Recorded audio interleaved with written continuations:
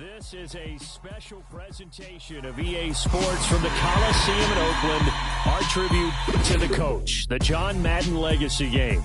I'm Brandon Gaudin here to take you through the proceedings. And coming up, we're going to tell the story of a man who was truly larger than life and whose impact on the sport of football, certainly it's going to live on for decades and decades to come. Now, we've assembled a couple of rosters featuring some of Coach's favorite players from both yesterday and today. And Coach himself will be on the sidelines for both squads, trying to motivate his guys to victory. And I'm joined now by my good friend Charles Davis. CD, your thoughts on John Madden and what he meant to the sport he loved so much? For me, Brandon, it's the word joy. He brought that to the game of football, brought the game to so many people. He stayed involved his entire life. And moving forward, when you think of football, you're always going to think John Madden.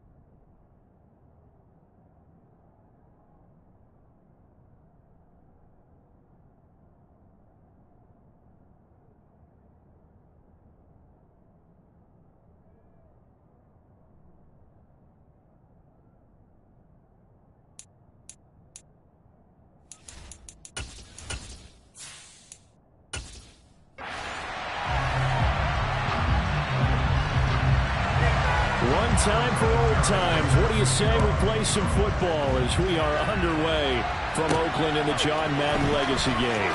Here comes Devin Hester bringing it out. So it's the NFC stars who will get the ball first. And Charles, as we alluded to, we've got a different era of coach on each sideline. So the man coaching this NFC squad, we'll call him Young John Madden. This is a coach who was trying to establish a foothold in the NFL and on the cusp of doing it very successfully. Yeah, you think back to that period, those early days as the coach of the Raiders, the late 60s in the AFL and then in the NFL in the early 70s. Coach was a guy who was ahead of his time. The Raiders were one of the first teams to have mini camps, one of the first to film practice because he wanted to practice coaching as much as he could. And his teams, they were successful right from the start of his head coaching tenure. So as we mentioned at the top, let's take you through the life of John Madden. And, you know, it's very fitting that we're here back in the Bay Area, not just because John's so associated with Raider football, but also because this was where he spent his formative years. Yeah, he grew up over Daly City with his buddy John Robinson, who would also become an NFL head coach. And he played his high school ball at Jefferson High, eventually wound up playing tackle at the University of Oregon, and later Cal Poly San Luis Obispo. Played well enough that in 1958, he was a 21st round draft pick of the Philadelphia Eagles. That's right, he drafted 30 rounds then. And Charles, you mentioned Coach was a 21st round draft pick back in 1958. It was the Philadelphia Eagles who selected him. But unfortunately for John, knee problems, they just continued to dog him. He was hurt in his first training camp, actually never saw the field as a player in the NFL. But it was still during his time with the Eagles, you and I were talking about this before going on air, that you could start to see the light bulb going on for what his career path might entail. And it went on in a big way, didn't it? Because while he was rehabbing his knee, he started to spend a lot of time breaking down film with the Eagles with quarterback Norm Van Brocklin, the future Hall of Famer and future head coach in the NFL. Remember, Norm Van Brocklin coached with the Falcons, he coached with the Vikings. And was there during that time. I think Coach Madden realized his love for football and love for teaching, combining all that together, and that meant being a football coach. So in 1960, began his coaching career at a small college south of San Luis Obispo called Allen Hancock, and then later at San Diego State University under another legendary coach, the guy who could throw it around pretty well, Don Coryell. He'll rifle this one deep right side, and he bats it away, and it falls down incomplete. Well, Charles, you know, it was in the early 1960s that a young John Madden made the acquaintance of the owner of the Oakland Raiders, one Al Davis, of course, and the two, they really bonded, would become one of the best owner-coach duos in NFL history.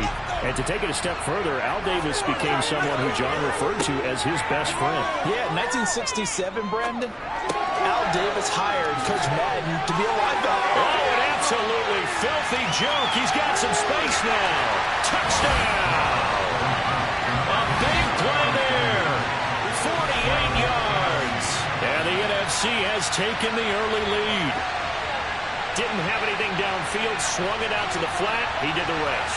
Such a staple of so many offenses we see now. You know, in our discussions with offense coordinators, how many times do they tell us, hey, this offense is designed for either a touchdown or a check down. We saw the check down on that play, and boy, was it successful. We saw a touchdown, too. Morton Anderson down for the extra point. His kick is good, and the NFC goes up 7-0. The drive summary had time 5 plays. And it's finished off by an NFC touchdown.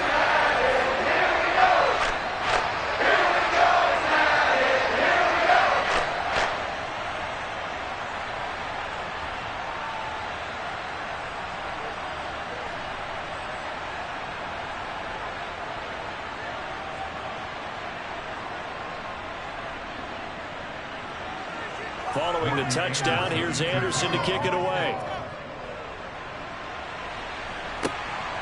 Here comes Hall. He's going to bring it out.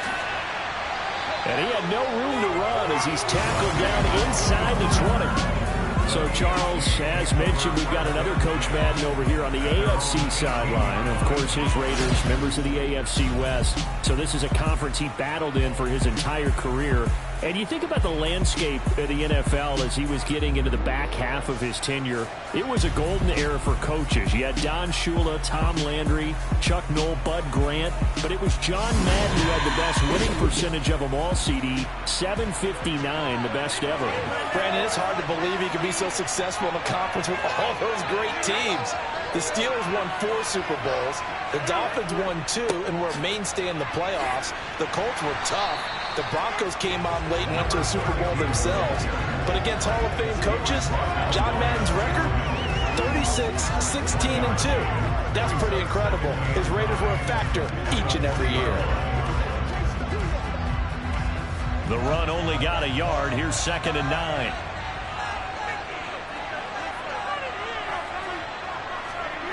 Now Brady. He'll set up the screen to Marcus Allen. A little juke, and he'll be out of bounds near the 30. In fact, right on the 30. Charles, you talked about John Madden and the Raiders going on a ride. Well, try these numbers on for size. In 10 seasons as a head coach, the Raiders won their division 7 times. They finished second the other 3 times, and he became the youngest coach to amass 100 career regular season victories and is still, to this day, the franchise leader in wins. And when you think about it, that's where that rivalry with Kansas City really took root, as did the expression commitment to excellence. And boy, was it personified by the players who played for Coach Madden. On offense, how about quarterback Kenny Stabler, wide receiver Cliff Branch, wide receiver Fred Biletnikoff, tight end Dave Casper, to name a few. How about those great linemen he had? Center Jim Otto, guard Gene Upshaw, tackle Art Shell, all of them in the Pro Football Hall of Fame.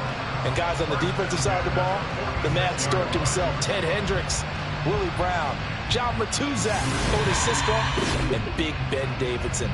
So many great players, so many great memories.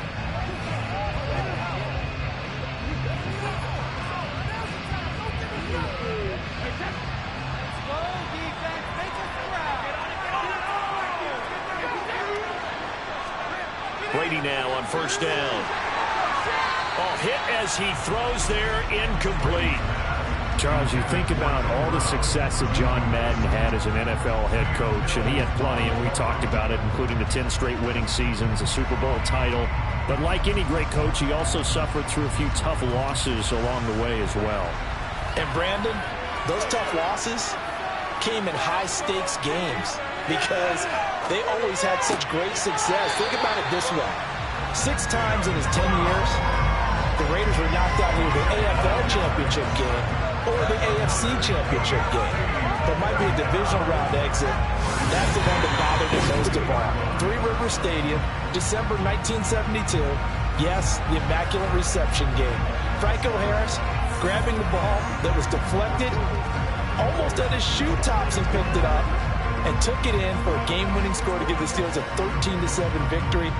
And partner, anyone who loves black and silver still doesn't believe that ball hit anyone in black and silver that day, and that play should never have counted. And the tackle going to be made at the 38. The CD, we spoke of some of the Raiders' tough playoff losses from the decade of the 70s, but for one shining season, they put it all together. That was 1976. You remember a 13-1 regular season, a memorable playoff win over New England. They dominated the Steelers 24-7 in the AFC title game, and then a meeting with the Minnesota Vikings in Super Bowl 11. Oh, Brandon, what a game that was down at the Rose Bowl in Pasadena. A gorgeous 53-degree day, perfect for football. Raiders got out to a 16-0 lead at the half, and Clarence Davis, no relation, although I would certainly claim it, strong on the ground, 137 yards rushing. How about Freddie Blitnikoff, the MVP of that game, catching everything that came his way? Kenny Stabler running the offense with precision, and we all remember the one that sealed it. The grand old man himself, Willie Brown, with the laser-focused eyes, picking off Fran Tarkenton and taking it 75 yards for a touchdown. 32-14 the final score. Raiders have their first Super Bowl title, and we got the iconic shot of Coach Madden being lifted on the shoulder pads of his players and carried aloft as a Super Bowl champ.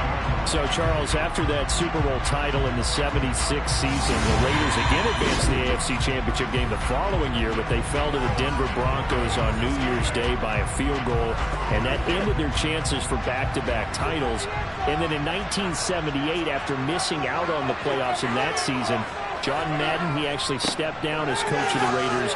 Allen hit. He lost the football, and his guys will take over at the 25-yard line. I know a lot of defensive coaches have certain guys on their squad that they look to as drive stoppers, guys who can make big plays, interceptions, knock it free. In this case, they didn't need one. The offense supplied it for them, just dropping the ball. Yeah, and that was after they were doing so well on this drive through the air. They go to the ground, doesn't work. With the NFC offense coming out here, and you know, Charles, Coach Madden always said that if he had one drive to win a game and he had to pick a quarterback, he would pick Kenny Stabler. But I think if you asked him to omit any of his Raiders players, there's a good chance the guy he'd select would be Brett Favre. Brett Favre is always smiling. He's always laughing. He's always talking to someone. He remembers that it's a game. And if it's a game, you should have fun.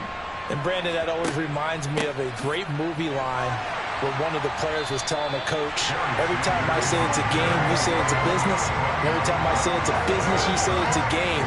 With Coach, it was always a game.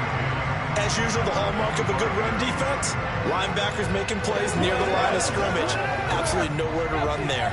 Officially nothing on that last run. They'll try again, 2nd and 10. Another run here with Sanders. Nowhere to go that time. Might have gotten a yard up to the 25. Sometimes your philosophies get challenged at times you don't want them to. They did try to stick to the running game on the first 2 plays. Didn't amount to much. And now facing a 3rd and long at the outset of this drive. And it looks like we've got a dime set here defensively. 6 DBs in the game. Here's Favre to throw.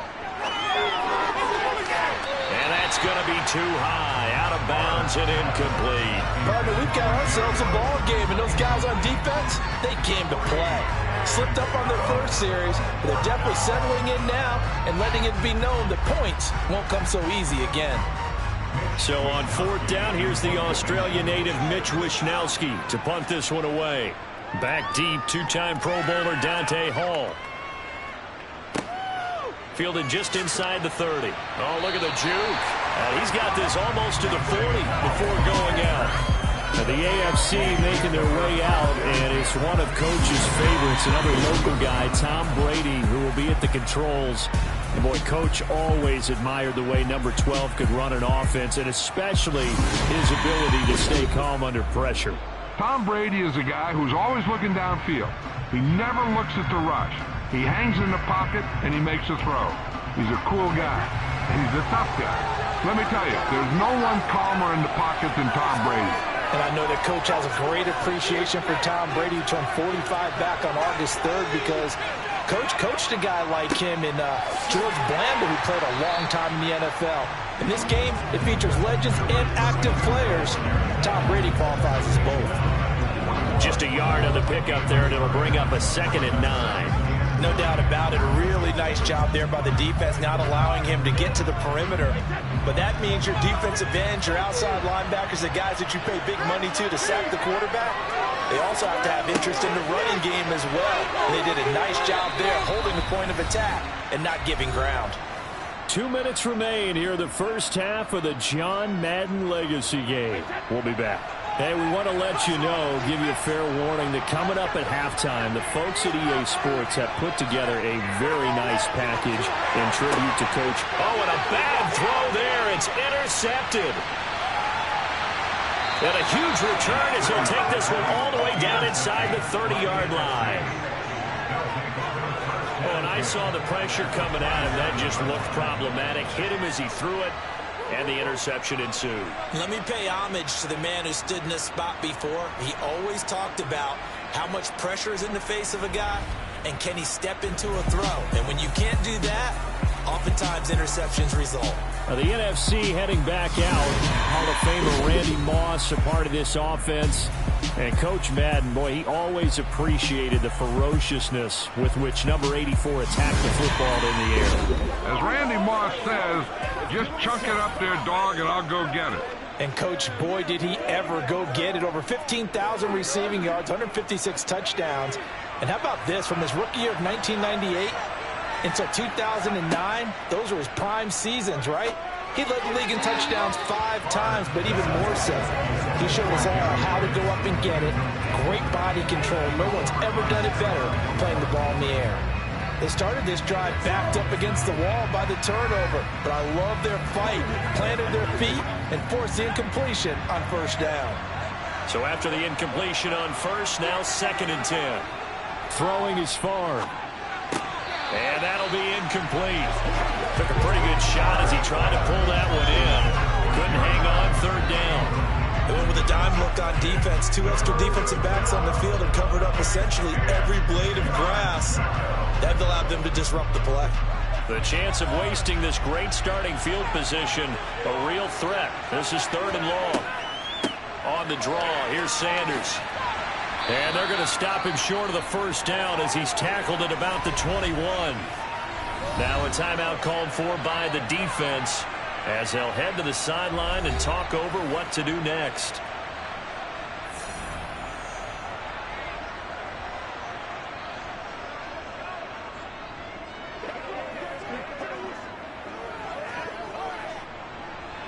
Now Morton Anderson for the field goal try. From the right hash, it's a 38-yard attempt. Anderson's kick is good, and that will extend their lead even further. So the interception set him up a terrific field position, but 3 points, the end result. Yeah, we can make this one pretty simple, partner. You always want to end drives with points, but that's one that you want to look back on and probably say, we should have done better there.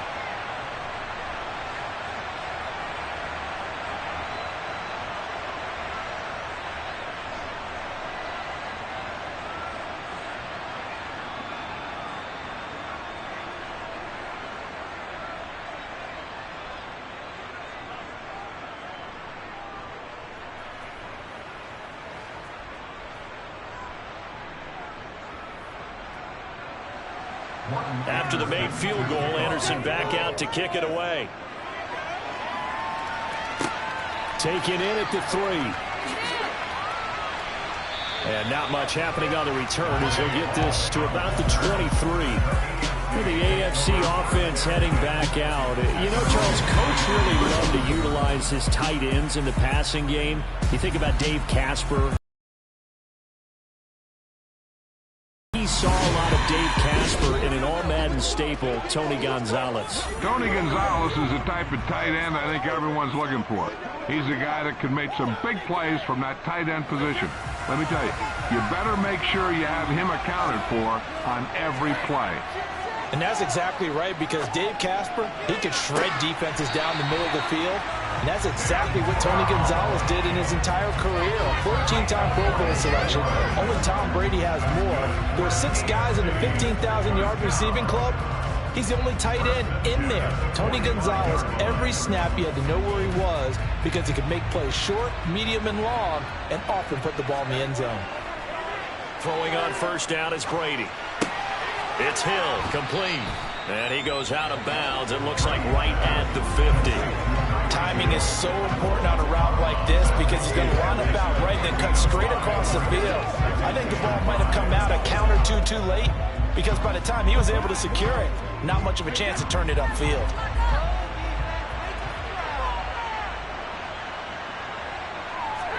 From midfield, here's Brady.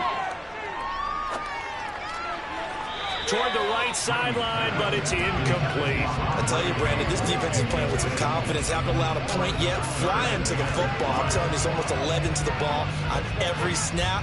Another nice job there to force an incompletion. They come up now 3rd and 5 following the incomplete pass. Again, it's Brady. He's going to wind up and air it out. And unable to connect. Incomplete. Now give them credit. They took their shot, but it's going to bring up 4th down.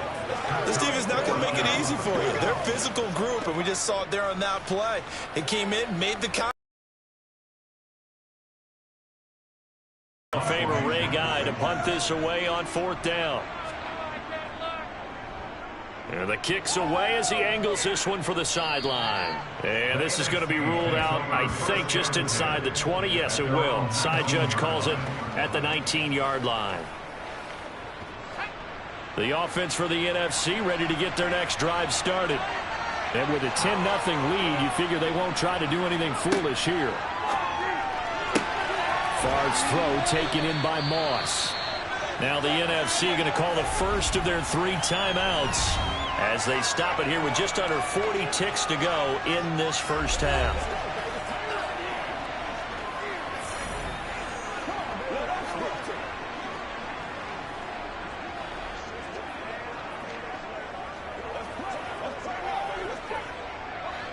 So from the 36 now, 1st and 10. Play action. It's Favre. Firing quickly, but it's incomplete. He was trying to get it to George Kittle. It's tight end. That'll bring up 2nd down. Not sure what happened out there, but it looked like the timing was a little off on that throw. Well, you know I'm a defender, so what am I going to say? Great defense. Darn right. They did something to disrupt that timing. An incomplete pass on 1st down. That leads to a 2nd and 10. Off the play fake, here's Favre. That'll be caught over the middle by Moss. Now the NFC going to take a timeout, their 2nd, as they'll stop it with 27 seconds remaining here in the 2nd quarter.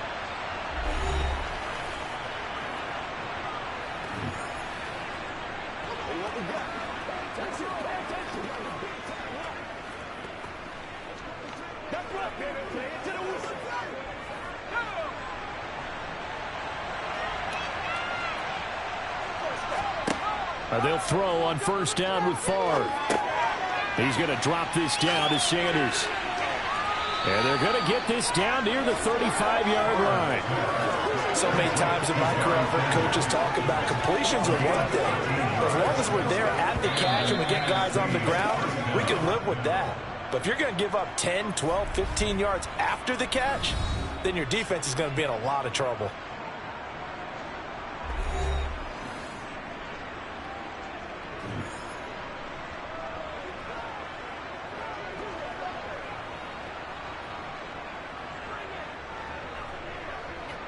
So even though it's 1st down, here's the field goal unit on now to try to get 3 before half. Anderson's kick is good, and that will extend their lead even further. So a big play before the end of the half to get him into this spot, and they cash in with 3. How about the 1-2 to the solar plexus on that one? The big play, the field goal, not much time left on the clock. That's the way to go into the half.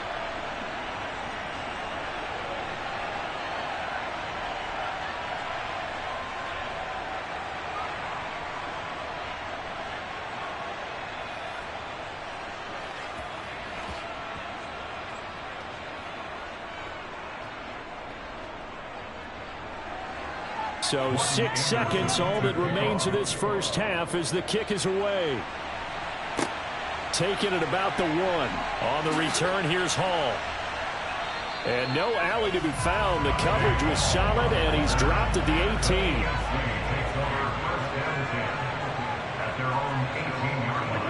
He'll take the knee, and the final couple seconds will tick by. And this, coming up in the second half, we'll run through John's post-coaching triumphs. But for now, we present a very special tribute to the man of the hour, narrated by Trey Mosley.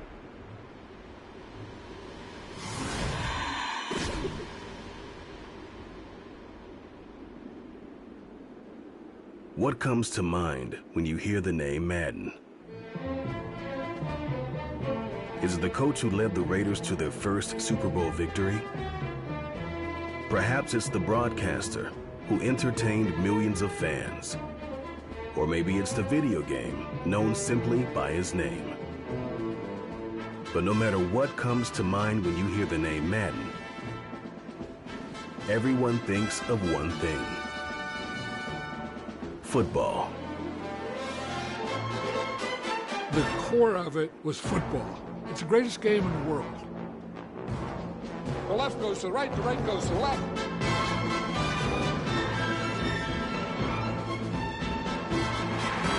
Madden is on the field. He wants to know if it's real. John Madden goes on the shoulders of his players.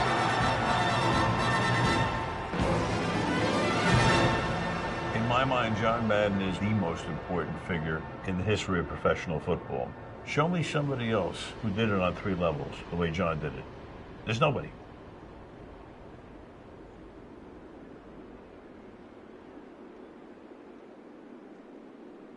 Boy, Charles, yeah, that is really well done. Coach was something else, wasn't he? I'm reminded what Al Davis said when he was inducted coach of the Pro Football Hall of Fame, Brandon. He loved the game. He loved his team. He loved the Raiders. He loved this league. And you can see it with everything he does. No doubt. But it's quite possible, though, that now he would say, hey, enough of that. Let's play some football. The second half forthcoming from Oakland.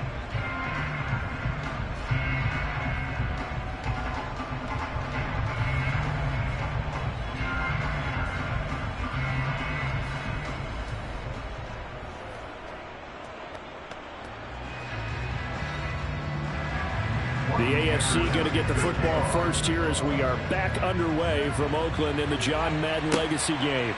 Fields it right around the goal line.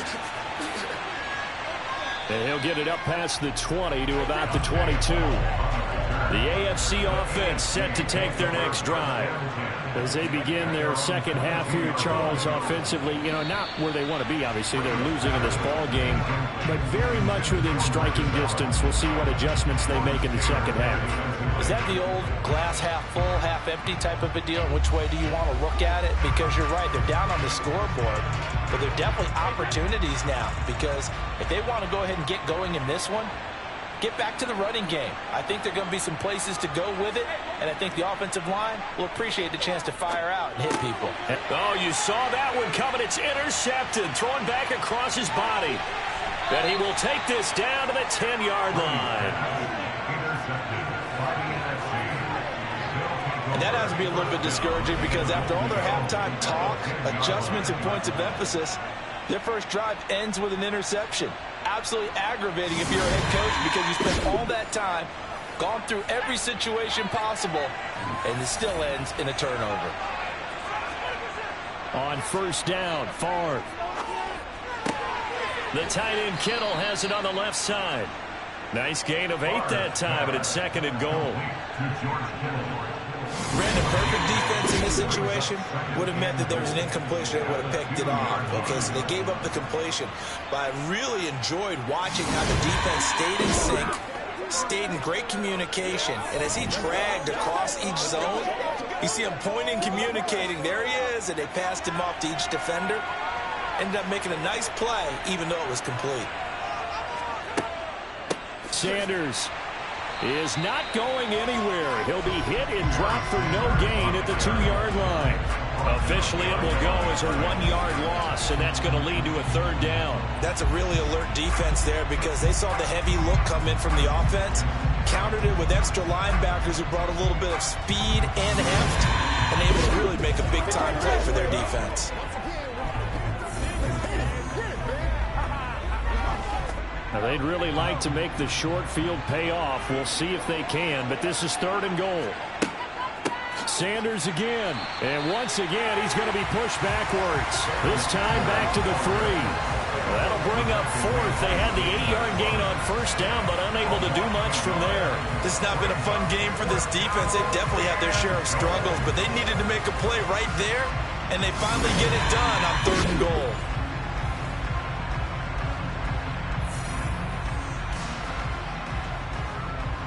Now Morton Anderson for the field goal try. From the left hash, he'll have to cut this at a tight angle. The Hall of Famer's kick is good, and that will extend their lead even further. Whatever was said in the locker room during the break must have worked. They forced the turnover. They didn't get the touchdown, Charles, but it does translate into 3 points to begin this second half. Exactly as they discussed in the locker room at halftime. Get some points to get things kick-started. Now start your half off with some momentum. Gives you something to build on for your next possession.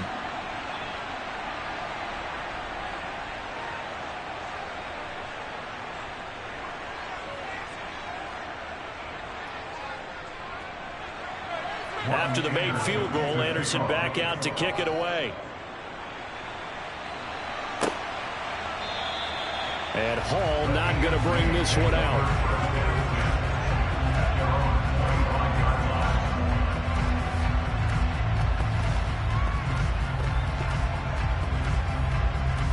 The offense for the AFC set to go now.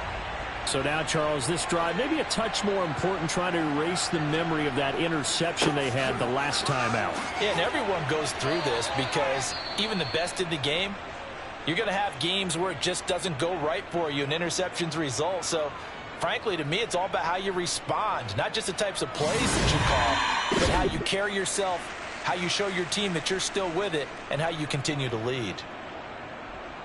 What's the deal, y'all? Pay attention. Pay attention.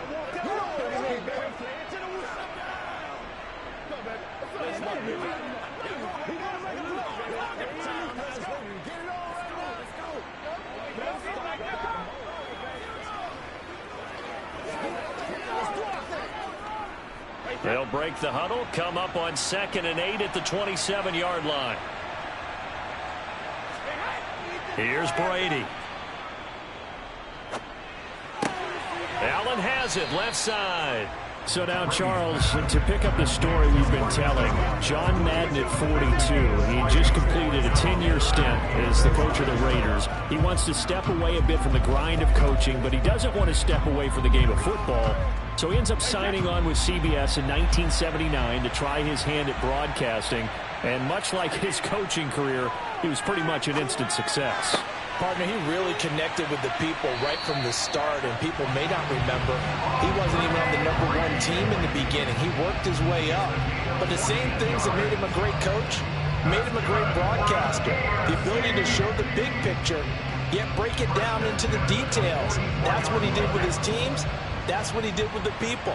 That way, he was simple to understand, yet insightful for viewers. And he did with that big personality that he had, one that connected with everyone. And Brady going to be intercepted a 3rd time. Picked off by Deion Sanders. And his guys will take over at the 30-yard line. Boy, that one was in the air for an agonizingly long time. Just begging to be picked off, wasn't it? It's one thing if you're throwing a ball like that, trying to throw someone open or lead them into an area. But that ball needed to be thrown with a lot more conviction. As a result, it's an easy interception.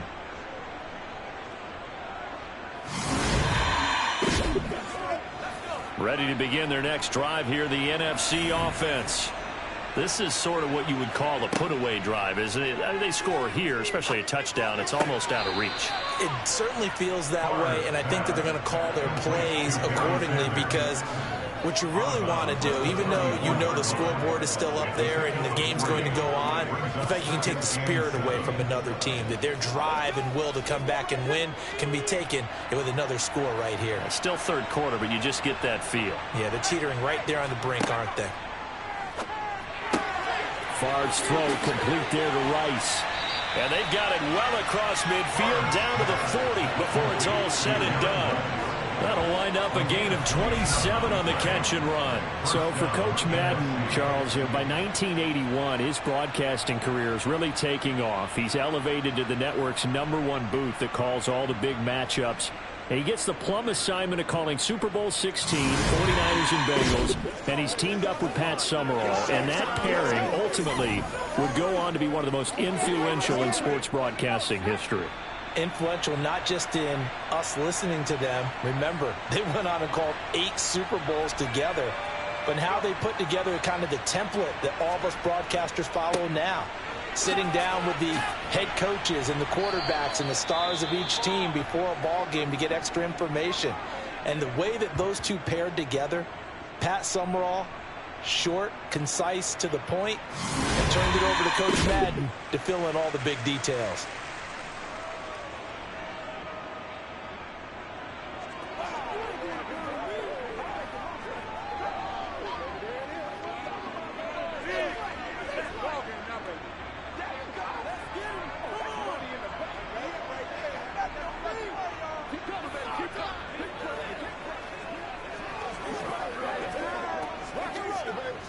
A good run, got 7 on first. Here's 2nd and 3.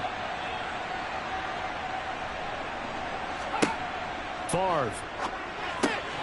That'll be caught by Rice.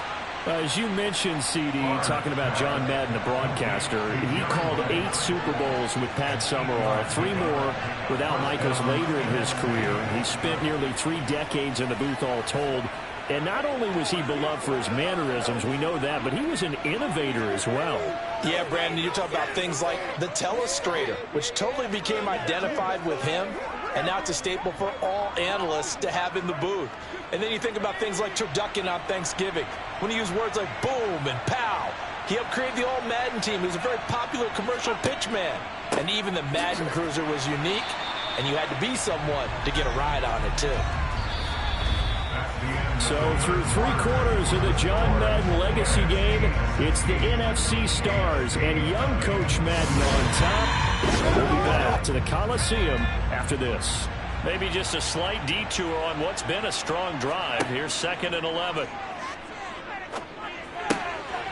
Throwing there, but this pass is going to wind up incomplete. Now, CD, we did get a little ahead of ourselves talking about John Madden, the broadcaster in the 90s and 2000s, because there was another product during that time period that he became quite famous for, and it's something that you and I know a little bit about, and that's the video game that bears his name. Originally John Madden Football when it was first released back in the late 1980s, and now known the world over simply as Madden. And Coach saw this originally as a way to teach the game of football. The early designs were for a 7-on-7 game, but he said no chance. He would not sign off on it. He wanted to be as realistic as possible. He told them, call me when it's 11-on-11. And he got his wish. Yeah, after that debut, Madden, the video game, continued to pick up steam through the 90s in a big way. And John himself, many will remember, was a commentator for the series for many years. And now here we are in the 2020s, and this game has sold somewhere in the neighborhood of 150 million copies.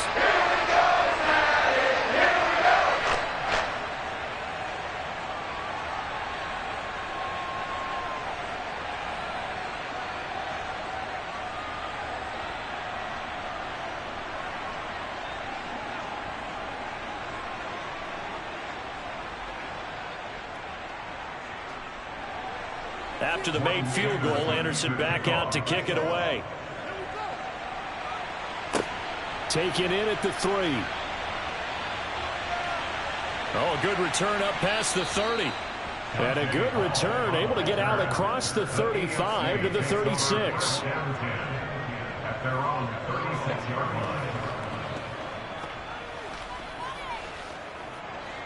The AFC offense set to take their next drive. Where we stand right now in the fourth quarter, this one pretty much out of reach. And, Charles, I know they're going to be disappointed about several things with this ball game, but the self-inflicted wounds, they've had several turnovers. You would have to think that's going to be something they're going to discuss heavily in the film session in the coming days. You're absolutely right about that, partner, because they're going to have to sit in that film room and watch every error that they made and figure out how to not do it in the future. And mentally, I think a lot of the guys are already starting to think about, okay, how do we put this behind us and get better for the next time out? This, they'll use as motivation for the rest of the time that they play to hopefully never be in this type of situation again. So, CD, you look at the accumulation of John Madden's achievements in the world of football, the coaching success, the Super Bowl title, the incredible career as a broadcaster with 12 Emmy Awards, Madden, the video game. It was very fitting back in 2006 that John Madden got the call to be enshrined into the Pro Football Hall of Fame.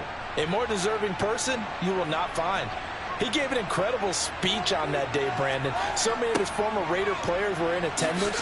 He talked about how he envisioned that when the last person turns off the lights in the hall every night, that the bus talk football amongst themselves. And what a discussion that might be. Yeah, he finished his speech by saying, "Today feels like the second time in my life that I'm being carried off on the shoulders of others. Yet instead of off the field, it's into the Hall of Fame. This has been the sweetest ride of them all." Brady to throw on 3rd and 1. And he'll be hit as he releases it, and that'll fall incomplete. And that's another play that's painted the picture of this game overall. It's been a blowout. It's been continually fueled by big turnovers and stops for one side and an inability to advance the ball from the other.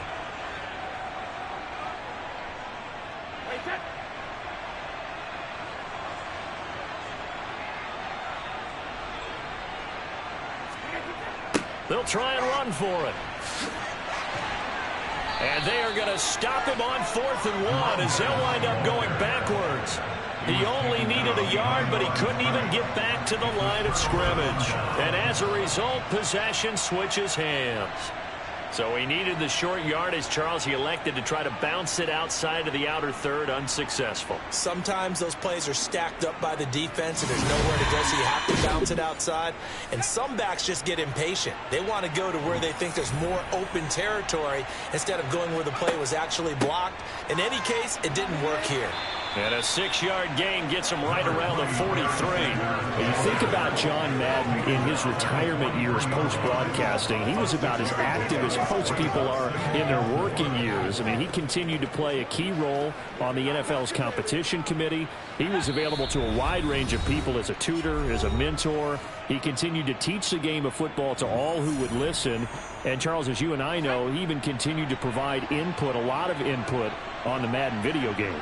Yeah, I know a lot of folks that design and build this game certainly look forward to their yearly visits out to the Madden compound that he had out at the East Bend. They pitch the new aspects of each year's game to him, get his feedback, and then get to sit back and spend 6 hours with him on a Sunday, watching football and listening to him tell stories and talk even more ball. It had to be an incredible experience for all involved. Another example of this offense really having their way, Charles, and another big chunk play there on the ground. And when you look at the defense, they've got to do a much better job of wrapping up when they tackle. A lot of great opportunities continue to slip through their fingers, as do the runners.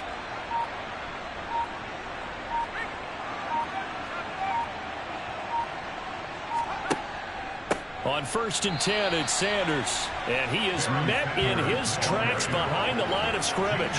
Officially, it's a 1-yard loss. That's going to bring up 2nd and 11. Sometimes you just sit back and marvel at what he can do defensively. Speed, strength, quickness. He's the whole package. And that package just wrapped up the runner for a loss.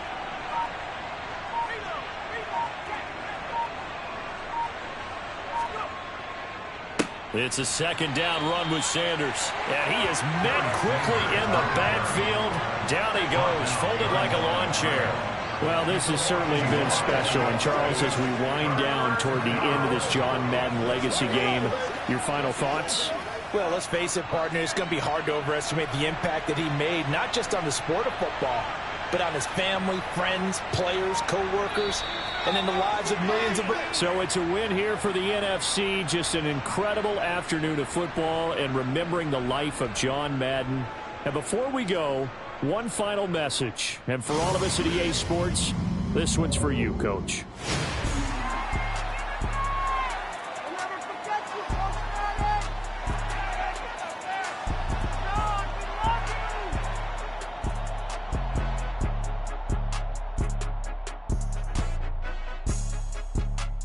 I just say this, I thank you all very much. This has been the sweetest ride of them all.